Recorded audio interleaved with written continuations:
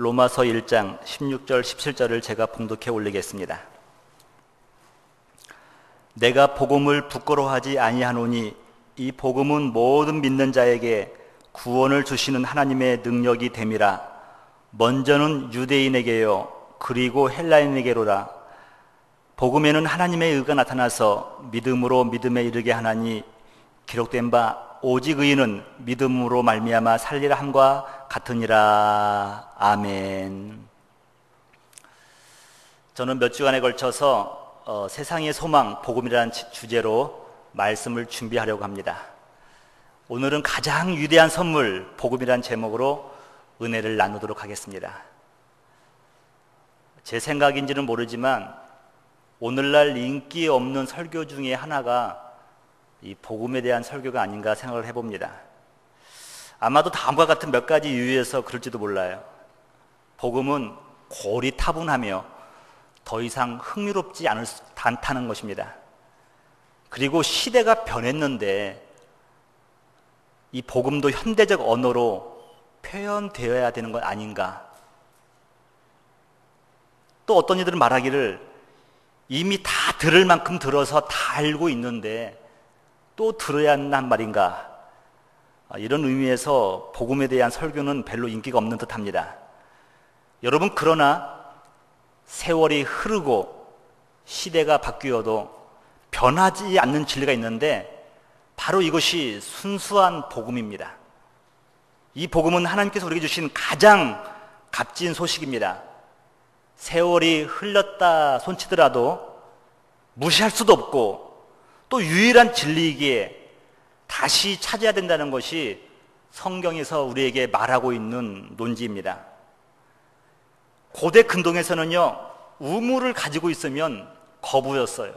이 우물을 통하여서 수많은 사람들이 마실 수도 있고 짐승들을 기를 수가 있었습니다.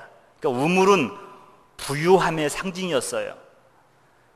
이삭에게도 우물이 필요했습니다. 많은 가족이 있고 가축이 있었기 때문에. 근데 여러분, 이삭이 지혜로운 사람인 이유는 무엇이냐면 새로운 우물을 찾지 않았어요. 아브람 아버지가 팠던 그 우물을 다시 찾는 이삭을 발견할 수가 있습니다. 그리고 그 우물에서 생수를 구할 수가 있었습니다. 창세기 26장에 나와 있지 않아요? 그 아버지 아브람 따위 팠던 우물들을 다시 팠으니. 여러분, 이 말씀 한마디 가지고서요, 로이드 존스 목사님께서 부흥이란 책을 이끌어 가고 있어요. 근데 여러분, 다시 팠으니 이것이 부흥의 원초적인 일이라는 것입니다. 이는 아브라함이 죽은 후에 블레셋 사람이 그 우물을 메웠습니다. 이삭이 그 우물들의 이름을 그의 아버지가 부르던 대로 이름을 불렀더라라고 말씀하고 있습니다. 사랑하는 성도 여러분, 복음에 관한 말씀을 들으면서 여러분의 신앙을 다시 한번 점검해보는 시간이 되었으면 좋겠습니다. 의학계의 혁명은 그 푸른 곰팡이에서 발견한 항생제 페니실린으로부터 시작되었다는 것을 우리는 다 알고 있습니다. 이 페니실린의 발견은요, 현대의학과 근대의학의 그 구분점이 될 만한 놀라운 사건입니다. 생명 연장의 꿈, 오랜 인류의 꿈입니다.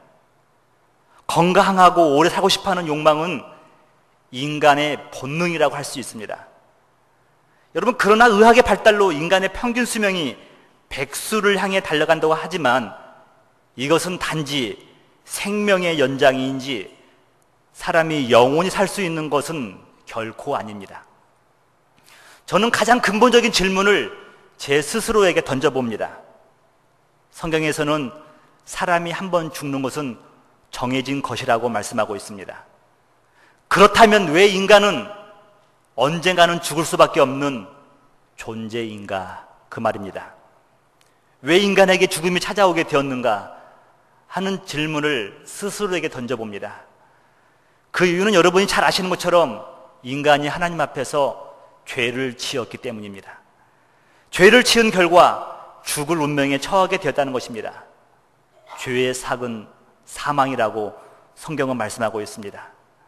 죽을 수밖에 없는 운명을 앓고 살아가는 인간들에겐 삶 전체가 절망 그 자체입니다. 사람들이 제 아무리 많은 시간과 자금을 투자하여 의학의 혁명을 이뤘다고 한들 그것은 단지 얼마간의 생명 연장에 불과할 것입니다. 언젠가는 우리 모두는 하나님 앞에 서는 날이 분명히 올 것입니다. 하지만 성경은 우리가 죽지 않고 영원히 살 수 있는 길이 있다고 말씀하고 있습니다. 요한복음 11장에 보니까 무릇 살아서 나를 믿는 자는 영원히 죽지 아니하리라, 이것을 내가 믿느냐라고 말씀하고 있어요. 살아서 믿는 자는 죽지 않는 길이 있다는 겁니다. 이 소식이 바로 복음입니다. 굿뉴스예요. 이 땅에서 생명 연장을 위해 수많은 보화와 시간과 노력을 투자하지만 정작 모든 사람은 죽을 수밖에 없었는데 성경은 말하기를 믿음을 통하여서 영생을 얻을 수 있다고 말을 하고 있습니다. 이것이 바로 복음인 것입니다. 그리고 그 값진 것이 은혜, 값없이 얻을 수 있다고 말하고 있습니다. 생각해 보니까 이 세상에서 정말 소중한 것들은요, 다 공짜예요. 무료예요. 오늘이 어머니 날인데 어머니의 그 사랑, 은혜를 얼마로 여러분 환산할 수가 있겠습니까? 어머니의 사랑은요, 공짜예요. 여러분들이 지금 내뱉고 들이마시고 있는 공기, 너무도 소중한 것 아닙니까? 이것이 공짜잖아요.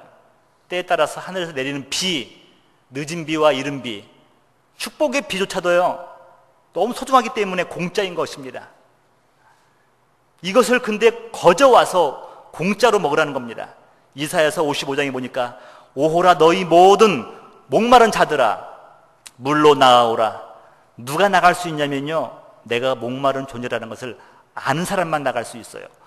너희는 와서 사 먹되 돈 없이 값없이 와서 포도주와 젖을 사라라고 말씀하고 있습니다.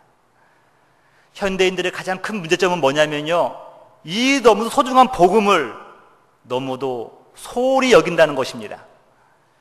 귀한 것을 귀한 것으로 여기지 못하는 미련한 자들입니다. 혹시 일어날지도 모르는 미래의 불행을 대비하기 위해 보험 정도로 여길지도 모릅니다. 하지만 사도 바울은 결코 복음이 부끄럽거나 무가치하다고 말하지 않습니다. 오늘은 왜 이 복음이 부끄럽지 않은 것인가에 대해서 몇 가지 살펴보려고 합니다. 먼저, 오직 복음을 통하여 하나님의 능력이 드러났기 때문입니다. 바울은 말합니다. 나는 복음을 부끄러워하지 않습니다. 왜냐하면 이 복음을 하나님의 능력이 드러나기 때문이라고 오늘 본문에서 말씀하고 있습니다. 이 고백이 여러분의 고백 되시기를 주님의 이름으로 축복합니다. 우리는 여기에서 두 가지 진리를 살펴볼 수가 있습니다. 첫 번째는 뭐냐면, 그렇다고 한다면 이 복음이 무엇인가 하는 것과 어떻게 이 복음 안에서 하나님의 능력이 드러나게 되었는가 하는 것입니다. 여러분, 먼저 복음은 유앙겔리온, 좋은 소식이란 뜻입니다. 전쟁에서 승리했다는 승전보는요, 좋은 소식이었어요. 굿뉴스였어요. 어느 사형수가 사형 집행 직전에 형 집행 정지 명령이 들려옵니다. 살은 거죠. 바로 이것이 좋은 소식입니다. 성경에서 말하는 복음은 자신의 죄와 허물로 죽었던 우리에게 다시 살 길이 열렸다는 것입니다. 여러분, 그렇다면 어떻게 죄인들에게 살 길이 열리게 되었는가, 이 점을 저는 여러분과 함께 살펴보려고 합니다. 하나님이 죄인들을 위하여 무엇을 하였는가가 복음의 핵심 중의 핵심이라는 겁니다. 여러분, 복음의 핵심 내용은 이거예요. 예수 그리스도의 탄생과 그의 삶, 공생애, 그리고 그의 죽음과 부활을 포함하는 모든 것이 복음입니다. 복음을 생각할 때마다 우리는 예수 그리스도와 떨어져 생각할 수가 없습니다. 먼저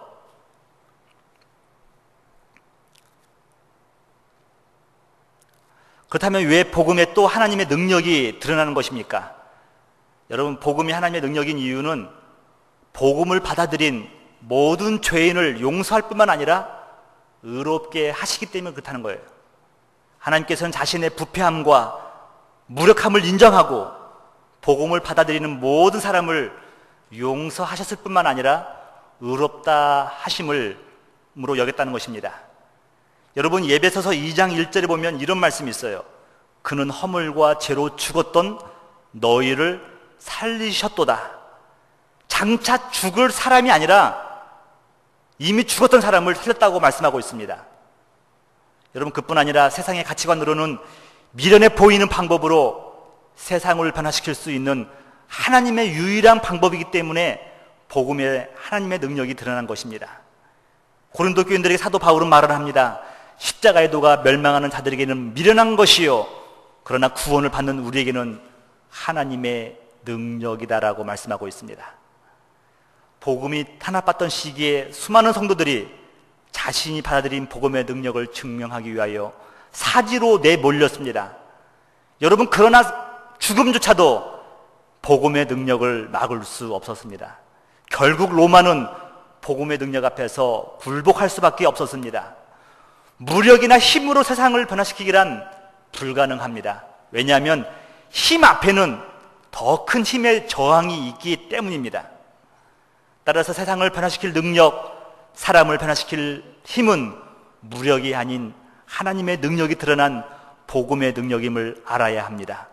그리고 복음의 하나님의 능력이 나타났다는 가장 큰 증거는 바로 저와 여러분이 이 자리에서 오늘 하나님께 예배를 드린다는 사실입니다.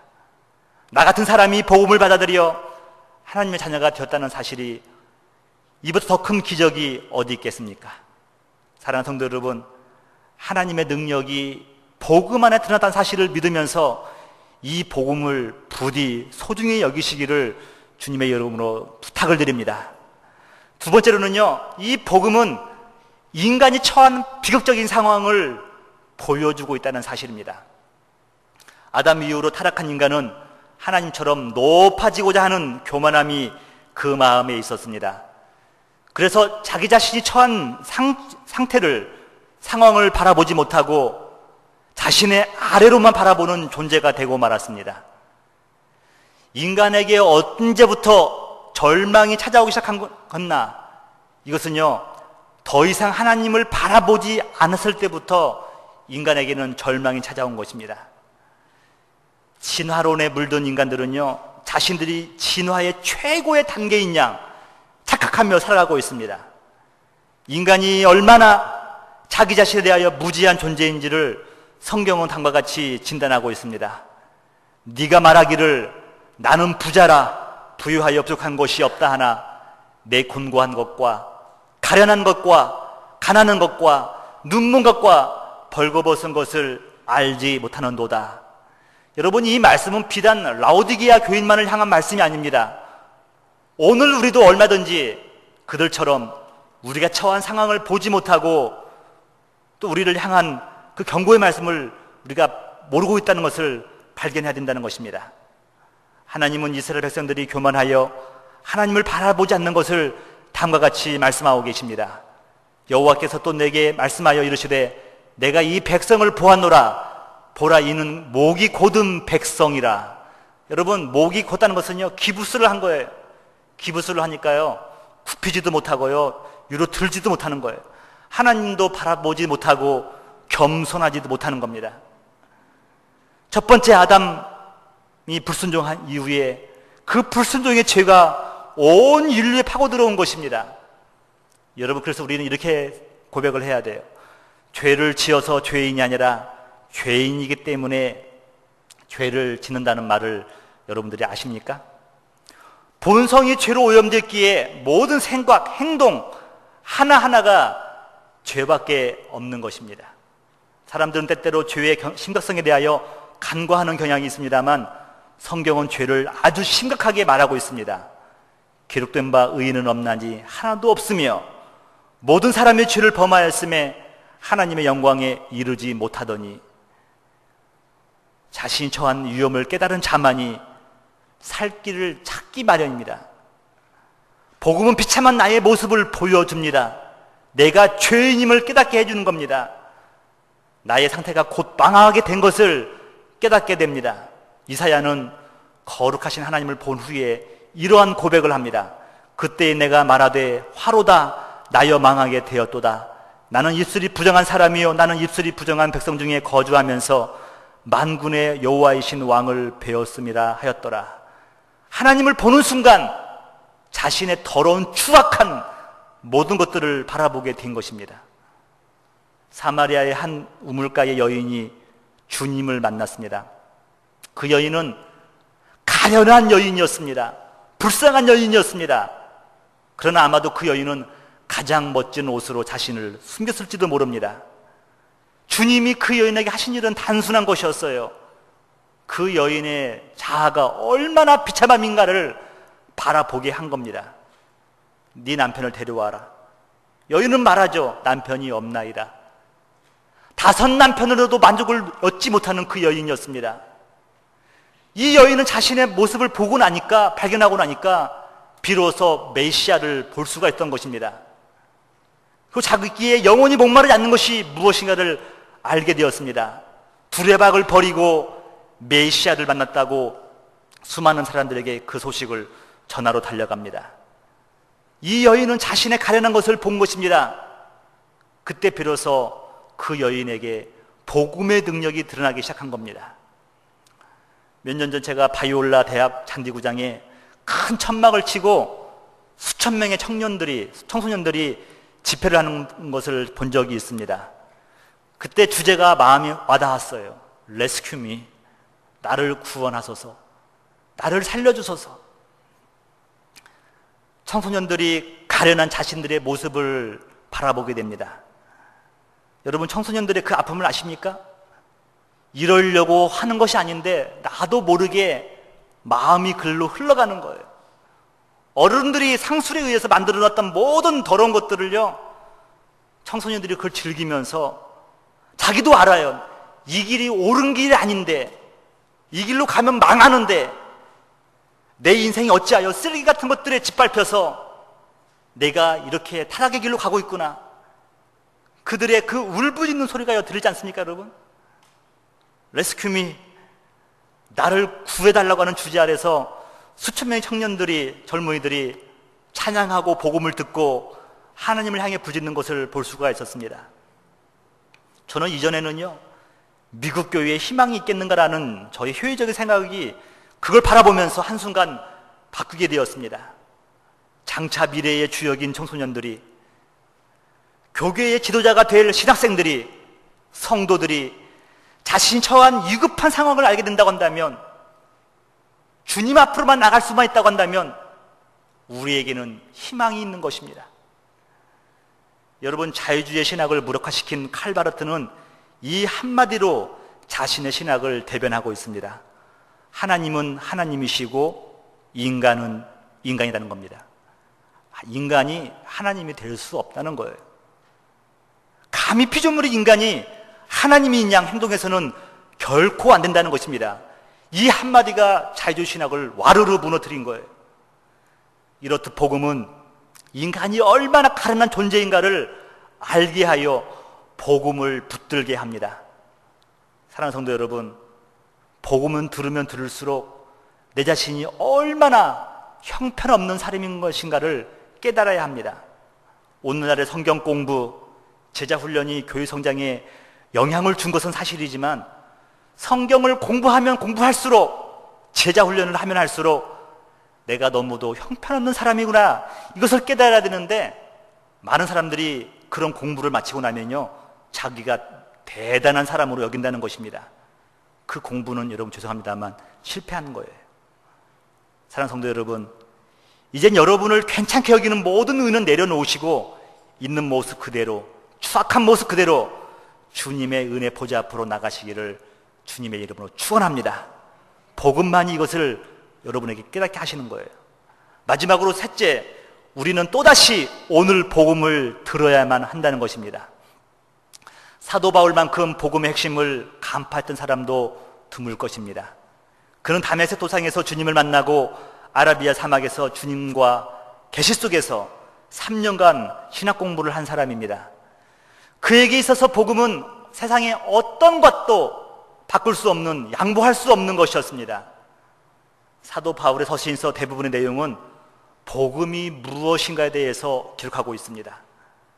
여러분, 그런데 우리가 한 가지 짚할 것이 이거예요. 바울 서신의 수신자가 누구였는가 하는 점입니다.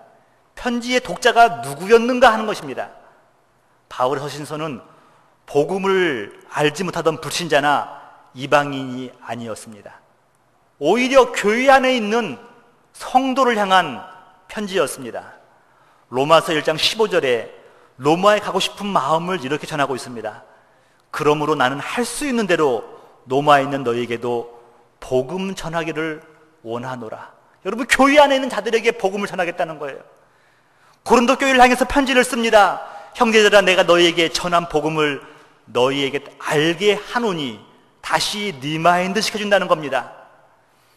복음에 대하여 잘 알고 있다고 생각하고 열심을 내던 성도들이 1차적 독재했다는 사실은 우리에게 많은 시사점을 주고 있습니다. 우리 역시 오늘 이 시간 복음을 다시 들어야 함을 말해주고 있습니다. 복음은 한번 듣고 나면 더 이상 흥미가 떨어지는 드라마나 추리소설이 아닙니다. 복음은 평생 연구하고 탐구하고 다시 반복하여 들어야 할 하나님의 말씀이라는 사실입니다. 구약의 율법에 보면 되게 새김질하는 짐승을 거룩하게 구별하고 있습니다. 여러분, 왜입니까? 하나님의 말씀을 한번 듣는 것으로 끝나는 것이 아니라 다시 듣고 묵상하고 되새김질하라는 의미를 주기 위해서입니다. 빌리 그레이엄 목사님께서 현역에서 은퇴하고 많은 시간이 흘렀습니다. 하루는 빌 할베스 목사님이 그의 집을 방문했다고 합니다. 그때 빌리 그레이엄 목사님께서 빌 할베스 목사님에게 매우 난처한 요청을 했다고 합니다. 다른 거 아니에요. 빌, 나에게 복음을 들려줄 수 있겠나? 여러분, 세계 최고의 영적 거장 아닙니까? 세계 최고의 복음 전도자가 그토록 듣고 싶었던 것은요, 과거의 옛 영광에 대한 찬사가 아니었습니다. 자신의 노고와 수고에 대한 인정하는 말도 아니었습니다. 사람의 이목을 끄는 또 다른 신학이나 학문에 대한 신지식이 아니었습니다. 다름 아닌 세상 사람들이 미련하게 여기는 그 복음, 팔레스타인 땅에서 정치범으로 몰려 처량하게 죽어간 그 한 청년의 이야기를 들려달라고 하는 말이었습니다. 사랑하는 성도 여러분, 고국교회는 신앙의 본질이 흔들리고 있습니다. 사람들은 기독교 신앙에 대하여 회의를 갖는 분위기입니다. 우리가 사는 이 땅은 어떻습니까? 동성애를 비롯한 물질 만능에 또 종교다원주의 이런 것으로 말미암아서 순수했던 청교도 신앙은 무력화되고 있습니다. 이러한 시점에서 저와 여러분의 마음 가운데 갈증이 있는데요, 그것은 리바이벌, 부흥에 대한 갈증일 줄 믿습니다. 여러분, 무엇으로 다시 한번 부흥을 일으킬 수가 있겠습니까? 그 부흥과 회복은 다름 아닌 복음으로 돌아가는 것 외에는 다른 방법이 없다는 것을 알아야 됩니다. 말씀을 마치면서 사도 바울이 평생 붙잡았던 그 사명, 그 복음의 열정을 사모하여 다음의 말씀을 읽으면서 설교를 마치도록 하겠습니다. 다 같이 우리 고린도전서 1장 17절을 읽으시면서 말씀을 마치도록 하겠습니다. 시작. 그리스도께서 나를 보내심은 세례를 베풀게 하려 하심이 아니요 오직 복음을 전하게 하려 하심이로되 말의 지혜로 하지 아니함은 그리스도의 십자가가 헛되지 않게 하려 함이라. 다 같이 일어나셔서 들으신 말씀 생각하시면서 우리